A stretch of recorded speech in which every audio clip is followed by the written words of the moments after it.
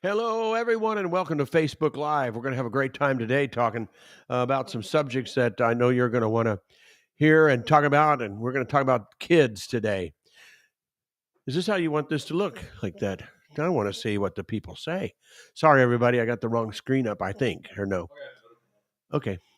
Yeah. So, all right. So if you're here or coming on, log on so we can see some of your comments and thoughts. Yeah. Okay. Thought I had the wrong screen, but it was there. And we're going to talk about kids. And so we went ahead and titled it, What's the Matter with Kids? The producer's Ion remembers when I preached a sermon on what's the matter with kids. He still remembers it and made such an impact. But now, of course, he has kids of his own. It's really going to make an impact. Okay. So what's the matter with kids? But anyway, I just want to welcome you. What a day we live in. There's so much going on in the world that could affect us. I wouldn't even know where to start. Domestically, we got all kinds of stuff. I read the trucker industry is in trouble, and I think they said they got more drivers now than they've got product, or they may have more product than they have drivers. But either way, it said it's going to affect a lot of our Christmas shopping. Not going to be as easy. You better get out early or get what you want or order it online. Of course, the auto strike, I think it's pretty much over. Is it all over, Zion, or is it still on? I, I, yeah, I think it is too. But it's affected car prices, of course, and the immigration with the southern border, just on and on it goes. And then the little things like just maybe not able to have a gas stove anymore. I don't know, but there's so much there to talk about. The big stuff, though, is even bigger. As we know, our president met with the communist leader of the Chinese Party, Communist Party, and they're making deals. And of course, the Middle East is just roaring with so many things to be concerned about, and so much opinion. And isn't it interesting how much anti-Semitism has popped up that I would not know it's there, especially, don't you think, in our culture, which the politically correctness and cancel culture, and you can't say this, you can't say that, or you'll get canceled. Now, all of a sudden, where is the cancel culture? Now you can speak out against Jews and you don't get canceled. I don't get that. It's the same people that wanted to cancel us for speaking out against other people, other things that we care about, or you care about, or anybody cares about.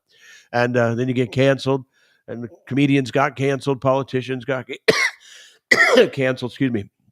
But now it's free. You're free to talk about Jews and march and do all kinds of stuff. So that just shows the hypocrisy that's in the world today.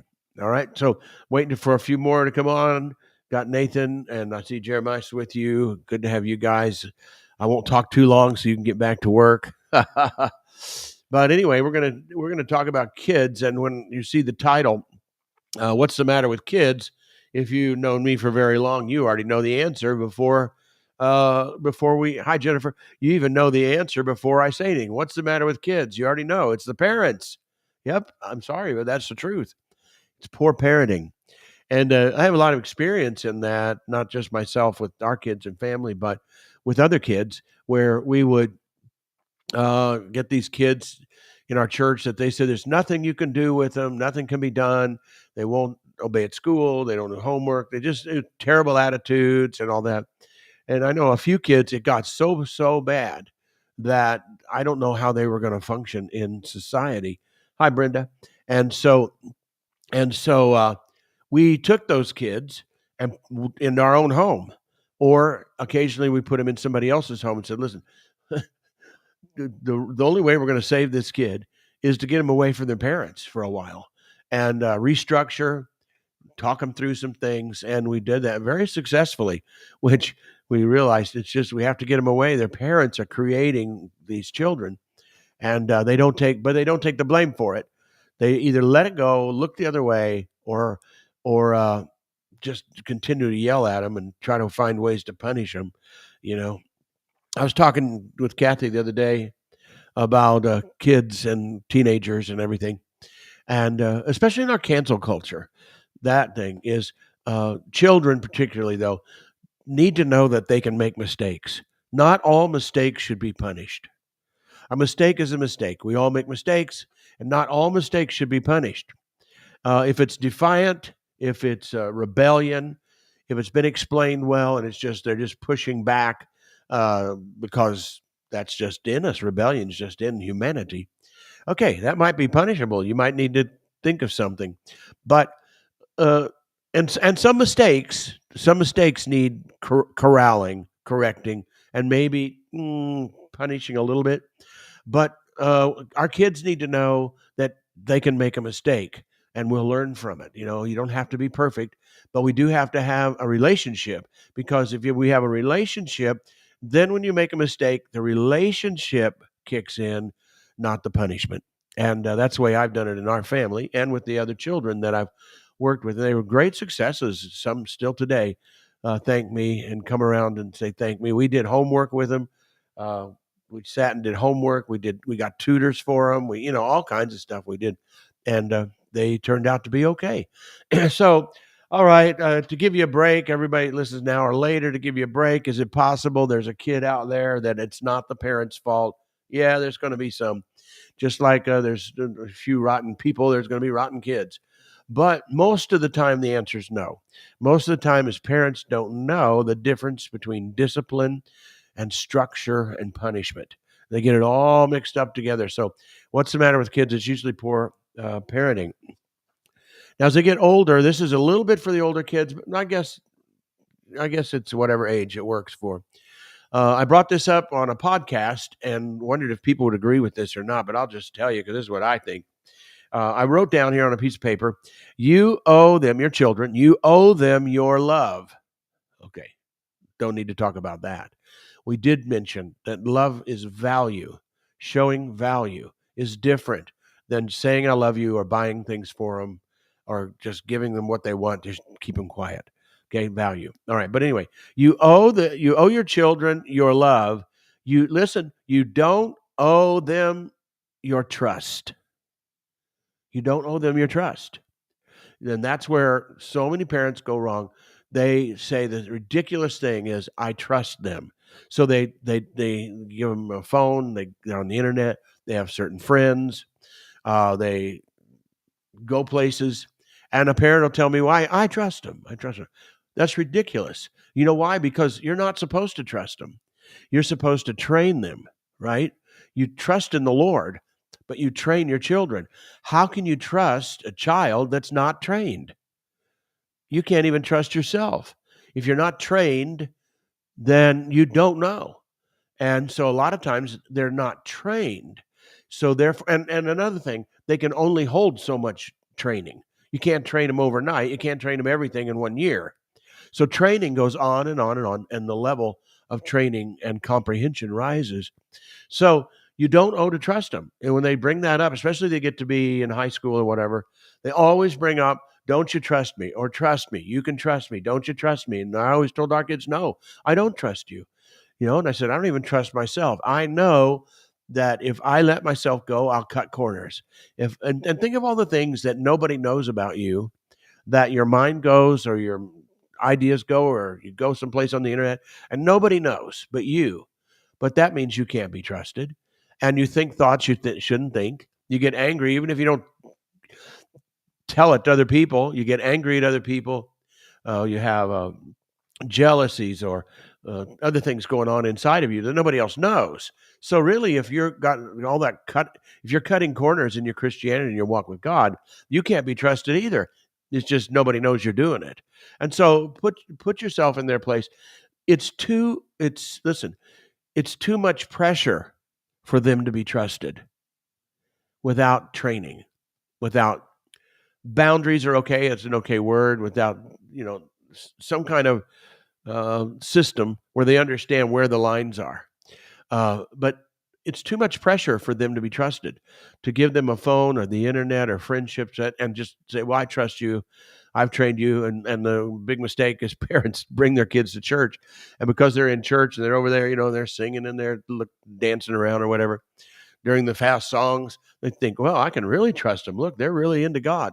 Don't fall for that.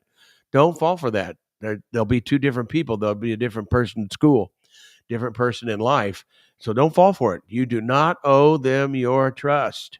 No, you owe them your training. So you train and you set goals and boundaries with understanding. If they make a mistake, then you talk. If you have a relationship with them, you can talk through, and the relationship kicks in. And we talk about what the mistake has done to them, what it done to our relationship, what it's going to do to their life. And then maybe not punish it. Maybe not. It's just a mistake. Maybe so. Maybe they've made the mistake so many times they need a strong reminder. That's up to you. But that's my statement, that most parents make the mistake is they trust their kids.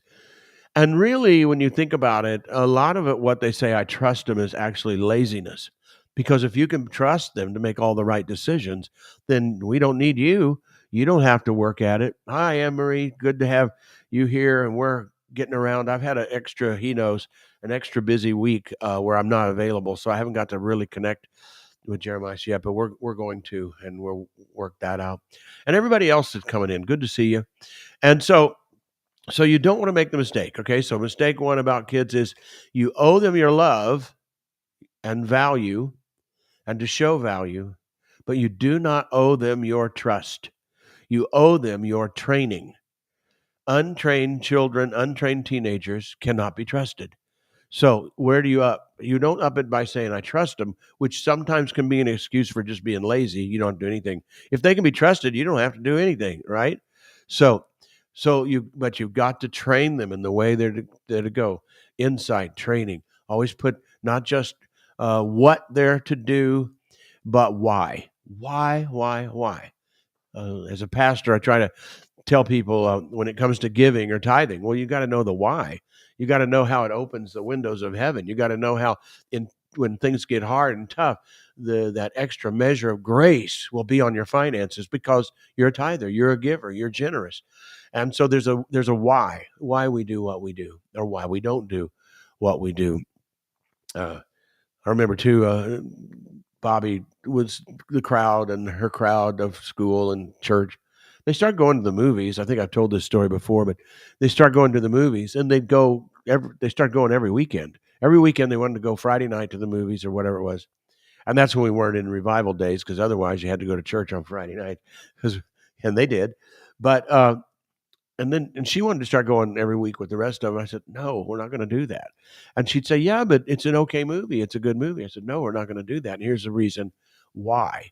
Because if you go, then all of a sudden it gets in you. And number one, movies lose their thrill, if you want to call it that, their fun, because you go to all these movies, all of a sudden it's not the fun it was before. And it gets in you to where it becomes habit forming, to where all of a sudden now you have to go, you want to go, you want to go. But if you wait and you choose, like the Bible talks about, King James, isn't it? Temperance in all things. Like, don't go overboard in anything. Don't do it too much, because it'll get in you and it gets to be habit, and then it gets to be something you have to break. And instead, just pick one you really, really want to see. And when that movie comes up, and it's a good, okay place to go and see, it's special and it feels better. But it's not a habit of life. Your habit of life is God. So temperance, just not too much of anything. And so she got it, and she'd go. And, one time I told this story maybe before too, but, there's school dances, because she went to public school there in Smithton. And it turned out to be a good school for us and her, but graduated fine and everything. But they had school dances throughout the year, and you can just imagine. I'm not real heavy on wanting her to go to dance. We had the joke. People turned it into a rule, but I made the joke. If you're going to go dance at school, and then on Sunday you got to dance at church. So I don't know if she ever did, but anyway. She went, in the younger days, you could go, with a girl. Girls would go to the dance there at that school because everybody knew everybody, and and then sometimes they'd pair up, and then they go home with the girls. But one time, she did get to go with a guy. I knew his mother. I went to high school with her. But there was one time she really looked forward to this dance, and we talked back and forth, back and forth. She really wanted to go, and I wasn't that thrilled. And back and forth, bought a dress. I finally gave in, bought a dress, did her hair up. Her hair took a couple hours to do, and we worked out the transportation and how she's going to go and how she's going to get back. Everything was worked out. And so she went to the dance. So the dance starts. 30 minutes after the dance starts, she's back home. And I said, what happened? She just said, you know what? It wasn't what I thought it was going to be, and came home. It wasn't that thrilling. So she learned a life lesson too. And so we were on the same page when it came to dancing then. Not not legalistic. I mean, if she wants to go, we go with the parameters that we set. But but now she knows what I was talking about. And other things like the joy of, you know, touching God and God touching you at church is a greater thrill than anything in the world. Okay. This one is easy. Do you agree with this? If depending on the age of your kids, you should start when they do it. But if you pay for their phone, it's yours, not theirs. If you pay for their phone, it's yours. Does that make sense? Yeah, but do you know how many parents feel like they are breaking a trust, I guess, if they pick up their phone and look at it, the kid phone? Like, they paid for it. It's your phone. You look at it anytime you want. You check anything. You make any rule you want. It's your phone. Keep it your phone. I'll let you use it. But this is not your phone. This is my phone that I'm going to let you use. So use it correctly. And I get to look at it anytime I want to because it's my phone. And here's another thing. Because it's my phone, I can take it back anytime I want to because I own the phone. You don't. And if you want to learn how to guide teenagers in troubled waters, just first of all, threaten to take their phone, which is your phone, threaten to take the phone away from them. I mean, that is the most powerful tool of getting their attention is the phone because they can't hardly live without it. And so, did I ever do that? Yes, I did. And but I always you gotta keep them from getting exasperated. You know, the Bible says, "Don't exasperate your children." Do you know how you exasperate your children? Is by punishing them when they didn't understand the parameters or the boundaries. They didn't understand, or so you just some parents just lose their temper and yell and scream or get mad. They don't like what they saw, but they did not explain ahead of time behavior. Explain behavior. This is how we're going to act. And I brought that into our home and I've taught it many times. There are some things we always do, there's some things we never do, and there's some things we need to discuss because it's a gray area. And so we never yell. We never run down the hall, slam the door, and yell, "I hate you." That'll never happen. We're never going to do that. That's not behavior. Here's what we're always going to do. We're always going to go to church when church is on. That was easy. And so we always do this, and some things we never do. So they never went to R-rated movies. They never watched it on TV. Just certain things we just never do. And the list goes on. But we talked it over. We agreed together. This is who we are. So now we have a pattern of behavior, and so once you get the pattern of behavior, now you say, okay, now this is our behavior pattern, and we talked it over. We're in agreement, right? This is the way we want things to be. Yes, okay. So now if you break this pattern, in God's language, it would be what? If you break this covenant, if you break our agreement, then it will cost you. And if it's broken bad enough, then understand, I will take that phone. The first thing that's going to go is your phone. If you break our covenant, if you break what we've got here, if you break our agreement. So they'll be exasperated. Exasperation comes in children when they don't know what's expected. And then they break it, they do it, then the parent yells, screams, takes something away, punishes them, and they didn't comprehend, and they really did not know the boundaries or what your expectations were. So you got to outline it, what it is, and then you got to explain this cause and effect. This is what will happen, and that's exactly what God did with Israel, right? When He gave the law, He gave the 10 Commandments. He said, or He gave to Adam and Eve, eat every tree you want to, eat from every tree, but if you eat from that one tree, you will die. Okay, so when they died, they couldn't blame God. He told them; they knew exactly what they were doing. And so that's a second one. So it's your phone. If you want to get a hold of your kids' attitude and that, you just say, well, here's what, if the attitude doesn't get better, then the phone goes. Okay. Now your kids might be too small for phones, but they might be old enough to have a phone. But that's the most powerful tool you can do is regulate their phone and take it, and don't make it private. Okay. Don't have the old fashioned that you've broken a commandment if you read their phone. All right. It's your phone, not theirs. All right. Let's see. The other one I put down, which we did, and we did in the podcast too, but Kathy was doing a lot of the talking. Now I'm doing talking, of course. Is let me see where we're on time. Your household, you got to announce this to them. Your household is not a democracy, right? We don't have opinions that choose. We don't vote, right? You can have a say. You can have an opinion if it's proper in the proper place. However, we're not a democracy, okay? And we are a theocracy, and theocracy is a God rule. God rules. We are in a God rules home. So what God says goes first, and because I'm God's representative as a parent, what I say goes first. It doesn't mean I won't listen to you. It doesn't mean that we can't talk things over. But as you know, when God rules, there's only so much talking over you can do with him, right? He's already planned, and he's already got the plan. He already knows what he wants. And you can discuss some of the gray areas, maybe like that. Maybe there's something. But basically, you just don't talk over with God what he wants. You just accept what he wants. And it's a theocracy. So make your home a theocracy. Explain it to him. You're not going to be a bully and that, but you're in authority. And by the way, I mentioned this the other day. This is one of the greatest lessons you can learn. If let me say it this way: authority doesn't have to yell. Authority doesn't get angry. Authority doesn't get angry. And I walk in an authority with God. So, as I said, Zion's sitting on the other side there, producer, helping me to keep this all together. Zion, how long have you been married now? Oh, man. 3, 4? Yeah, we got married in 2019. So 3.5. Yep, almost 4. Yeah, almost 4. 3.5, almost 4.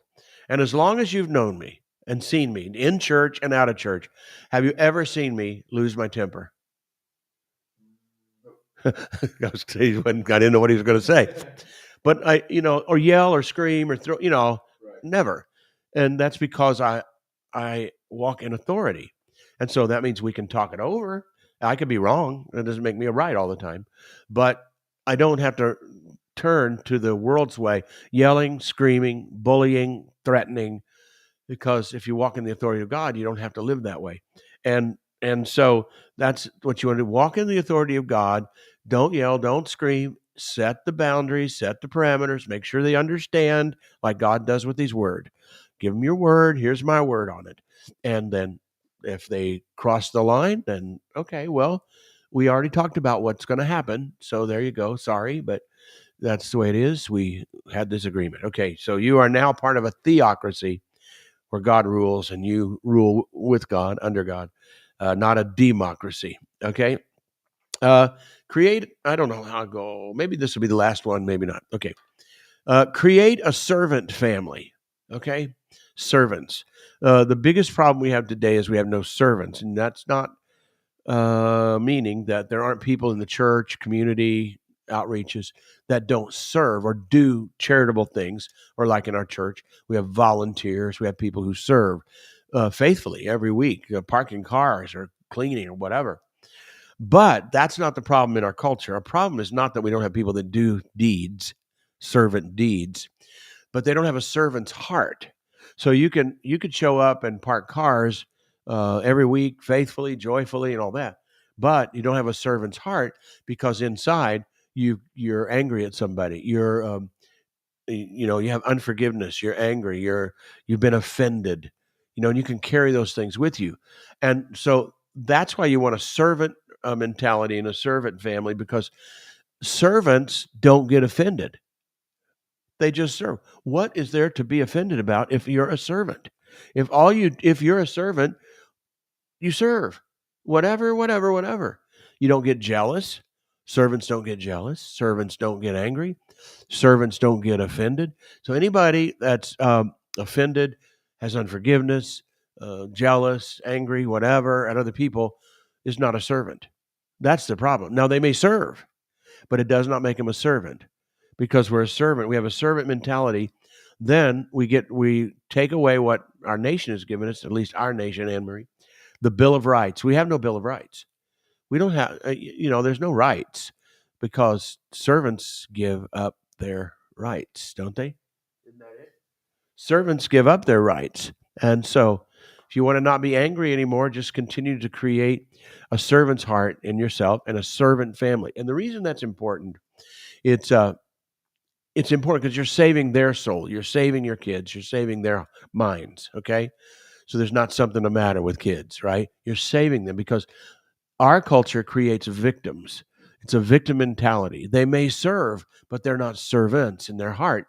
So now they become victims. They become angry. They become, as you know, teenagers today, and just people all around, depressed, discouraged, upset, angry, revengeful on the internet, angry, all that stuff.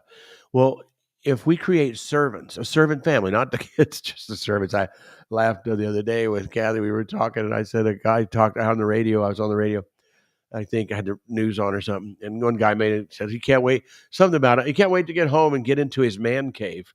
And I laughed because I said, when I grew up, the man cave for my dad was the whole house. He didn't have a man cave. He had the house. He ruled. It was his house. I mean, he was the ruler of the house, and he didn't have to have just one place to get away and be a man. But today we need places to get away.